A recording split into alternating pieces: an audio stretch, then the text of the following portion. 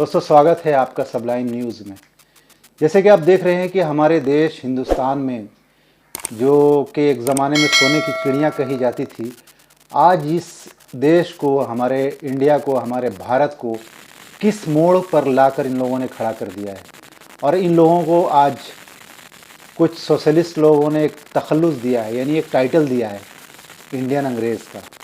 क्योंकि अंग्रेज़ों ने जितना जुल्म इंडियंस के ऊपर किया था, आज वो खुश हो रहे होंगे कि हम बदनाम थे अंग्रेज़ होकर, लेकिन एक इंडियन दूसरे इंडियन पे किस तरीके से जुल्म कर रहा है, किस तरीके से अपने फ़ायदे के लिए, अपने मफाद के लिए किस मोड़ पर लाकर लोगों को, लाखों लोगों को सड़क पर लाकर खड़ा कर दिया है। और खड़ा ही नहीं कर दिया बल्कि लोगों को मारना शुरू कर दिया है। कुछ लोग तो पुलिस की गोली का शिकार हुए, कुछ मॉब में मारे गए, यानी कि भगदड़ मची और उसमें गिरे तो कभी उठे नहीं। और कुछ लोग ठंड के मारे मर रहे हैं, क्योंकि दिल्ली इंडिया का सबसे ज़्यादा ठंड अगर आप बोलेंगे नॉर्थ इंडिया में, यानी नियर अबाउट में, नॉर्थ के ख़ासतौर से राजधानी, ये बहुत ठंडा मौसम होता है वहाँ पर। और उसमें भी आप एक सिंपल से टेंट के अंदर अगर आप हो, रात गुजार रहे हो और दिन में भी वहाँ पे हो, तो ये बहुत मुश्किल और बहुत चैलेंजिंग टाइम है दोस्तों। ऐसे वक्त में जब दुनिया इस आंदोलन को सहानुभूति की नज़र से देख रही है, सपोर्ट कर रही है, मोरल सपोर्ट कर रही है, ट्विटर पे कर रही है, फेसबुक पे कर रही है, और जितने भी मीडिया से के थ्रू और दूसरे माध्यम के थ्रू वो सपोर्ट कर रही है, इंकरेज कर रही है, क्योंकि हमारे ये किसान भाई सही हैं दोस्तों। इसका बार बार प्रमाण दिया गया है। किसान आंदोलन अभी बना हुआ है दोस्तों, इसमें पूरी दुनिया हर तरह से मोरल सपोर्ट दे रही है दोस्तों। लेकिन हमारे जो इंडियंस अंग्रेज़ हैं, जो अपने आप को मतलब अंग्रेज़ों ने भी जुल्म शायद इतना किया होगा जिस तरीके से जुल्म इन लोगों ने किसान आंदोलन के ऊपर कर रहे हैं। किसान भाइयों की जो खिलाफ जो किसान बिल बनाया है, इसको लेकर मतलब किसान बिल को एक हथियार की तरह इन्होंने इस्तेमाल किया है। किसान को और किसान की ज़मीन का नामो निशान मिटाने का एक नाकाम कोशिश की है दोस्तों, कानून के ज़रिए। एक्चुअली ये कानून का मिसयूज़ हो रहा है बेसिकली, क्योंकि ऐसे के हाथ में ये सल्तनत, ये हमारे देश इंडिया यानी भारत की जो सरकार है, जो बागडोर है, ऐसे आरएसएस माइंडेड लोगों के हाथ में चली गई है दोस्तों, कि इस देश को किस मोड़ पर ये और लेकर जाएंगे इसका अंदाज़ा लगाना बहुत मुश्किल है। क्योंकि अपने छल से इन्होंने ये तख्त ताज को तो अपने हाथ में ले लिया दोस्तों, लेकिन ये वही कर रहे हैं जिसने हमारे गांधी जी को मारा था, उसकी ये सोच वाले लोग हैं, उन मानसिकताओं के वाले लोग हैं, उस मानसिकता के लोगों को आज ये तख्त ताज हाथ में आ गया है दोस्तों। तो आप ये समझ ले कि जब फॉर्म में थे, जब पावर में थे गांधी जी, इस पोजीशन में थे, उसके बाद उनके पूरे मतलब आप देखें तो नस्ल को ख़त्म करने की कोशिश की गई है। पहले बापू को मार दिया, वहाँ तो क्लियर हो गया, फिर इंदिरा जी, फिर आप राजीव जी, इन सब लोगों ने देश के लिए शहादत दिया है दोस्तों।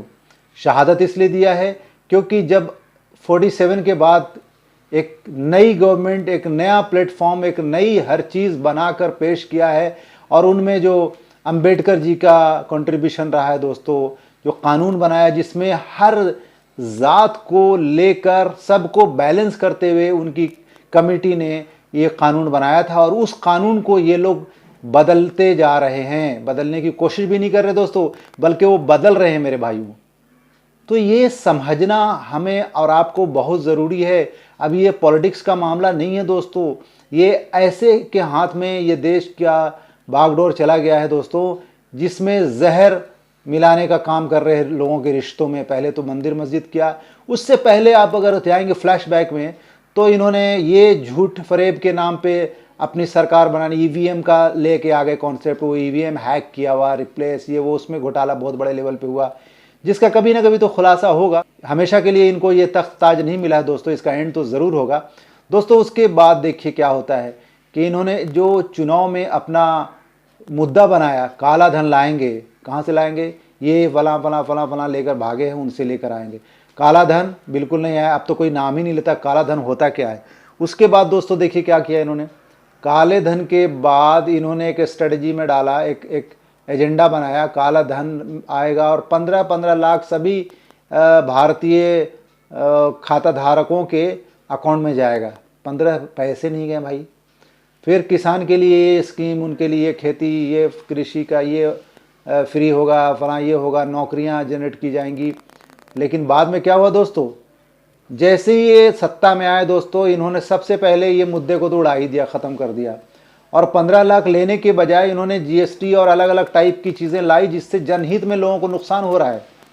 और जनहित में किस तरीके से नुकसान हो रहा है दोस्तों, एक बात मैं आपको बताना चाहूँगा कि इन्होंने पूरे देश को दूसरे रुख में खड़ा कर दिया। इससे पहले कि मैं और आप इनसे पूछें कि भाई काला धन किधर है, 15 लाख किधर है, इन्होंने हिंदू मुस्लिम में उलझा दिया। ठीक है, जबकि 13% मुस्लिम तकरीबन लगभग इस देश के अंदर है, और ये कहते हैं कि हिंदू खतरे में है।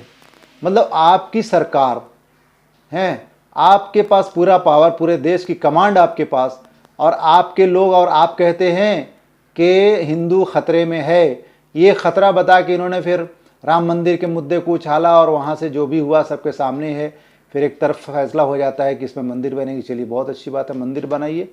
अब मंदिर, जब सिर्फ मंदिर का एक स्टेप गया, और उसके बाद आप देखें मुंबई, दिल्ली, हर जगह जगह पे होर्डिंग्स लगे हुए हैं कि राष्ट्रीय हित में, राष्ट्रीय कल्याण में, राम मंदिर के निर्माण में आप लोग सहयोग करें, यानी चंदा दें। तो बाबा आप उनको डायरेक्टली ये तो कर ही सकते हैं कि आप उनको डायरेक्ट एक बजट दें, एक फंड दें कि मंदिर का निर्माण हो। तो आपके ही पैसे से दोस्तों, आपसे ही वो पॉलिटिक्स कर रहे हैं। आप समझ लो, इस बात को समझना बहुत ज़रूरी है, क्योंकि हमारी एकता सबसे बड़ी बात है। जैसे हमें सदियों से, सालों से एक बन के, नेक बन के रहे हैं दोस्तों, उसी पॉलिटिशियन के बहकावे में नहीं आना है दोस्तों, क्योंकि ये लोग सिर्फ लड़वाने का काम करते हैं। उसके बाद ये मुद्दा गया, फिर अभी नए नए और आ गए भाई कि CA NRC आ गया, उस पर 1 साल आंदोलन चला, अब वो ख़त्म हुआ। उसके बाद अभी एक किसान आंदोलन, इन्होंने 3 बिल ऐसी पास किया जो 2 अडानी और अंबानी के को ठेकेदार बना दिया। और जो काला बाजारी, काला धन लाने की जो बात कर रहे थे दोस्तों, वो आज काला बाजारी की बात कर रहे हैं, और बात ही नहीं कर रहे बल्कि कानून बना के पास कर दिया दोस्तों। अब आप समझ सकते हैं इनकी मानसिकता। उसके बाद एक, उस ज़माने में 200-250 रुपया LPG का रेट हुआ करता था, मुझे अच्छे से याद है। और आप अगर गूगल पे, यूट्यूब पे सर्च करेंगे तो वीडियो मिल जाएगा, इमेजेस मिल जाएंगे कि पार्लियामेंट स्ट्रीट दिल्ली में स्मृति ईरानी बाटला लेके, यानी गैस सिलेंडर को लेकर और झाड़ू लेकर बैठी है कि ये LPG गैस की कीमत कम करो, पेट्रोल की कीमत कम करो। चलो, हर का ये हक होता है। आप अगर ऑपोजिशन में हो तो रूलिंग पार्टी को आप दबाव बनाओ ताकि महंगाई ना बढ़े। लेकिन आज यही काम अगर दूसरे लोग कर रहे हैं दोस्तों, तो उनको NSA लगाया जा रहा है, मतलब नेशनल सिक्योरिटी एक्ट लगाया जा रहा है, यानी देशद्रोह का उनके ऊपर चार्ज लगाया जा रहा है। क्यों? क्योंकि वो सरकार की नीति के खिलाफ बात कर रहा है, जबकि वो नीति के खिलाफ नहीं, वो हक की लड़ाई लड़ रहा है। उसके ऊपर कितने ऐसे अभी किसान आंदोलन में लोग हैं जो कम से कम मुझे लगता है एज पर रिपोर्ट 250 से 500 लोग तिहाड़ जेल के अंदर हैं अभी दोस्तों। तो ये कहाँ, किस रुख पे, किस मोड़ में आकर हम खड़े हो गए हैं, हमारा देश कहाँ पे जा रहा है, नोबडी नोज अबाउट दिस दोस्तों। तो ये बहुत सोचने की बात है, और इसका अंजाम आगे क्या होगा कोई नहीं जानता, क्योंकि ये किसान आंदोलन अनिश्चितकालीन के लिए हो गया है दोस्तों। क्यों? क्योंकि ये अपनी जो पॉलिसी बनाई है, यानी जो कानून पास किया है, उसको वापस लेने के लिए तैयार ही नहीं है। तो ये कहाँ जाएगा? और किसान भाई भी अपनी जिद पड़े हैं कि ये हम इसको क्विट नहीं करेंगे। तो देखते हैं दोस्तों आगे क्या होता है, लेकिन इतना ज़रूर है कि हक की लड़ाई लड़ना हमारा कर्तव्य है, हमारी ड्यूटी है। और दोस्तों इनके जाल फ्रेब में आप लोग ना फंसें, और आप लोग अपनी इंसानियत को ज़िंदा रखें। और धर्म के नाम पे, ज़ात के नाम पे किसी को मारना, किसी को हर्ट करना, किसी को डैमेज करना, ये इंसानियत के ख़िलाफ़ है। तो आप सबसे पहले एक अच्छे इंसान बनें, और अगर आप अच्छे इंसान बनेंगे तो अच्छे कुछ भी बन सकते हैं, लाइक प्रोफेशनल, जिस प्रोफेशन में हैं वो भी बन सकते हैं। तो हमें अच्छा भारतीय बनना है, ना कि कोई धर्म के नाम पर या किसी चीज़ के नाम पर हमें एक दूसरे को तकलीफ़ पहुंचाए। दोस्तों हम कल भी एक थे और आज भी एक हैं और आगे भी एक रहेंगे, ऐसी शपथ लेते हैं। जय हिंद।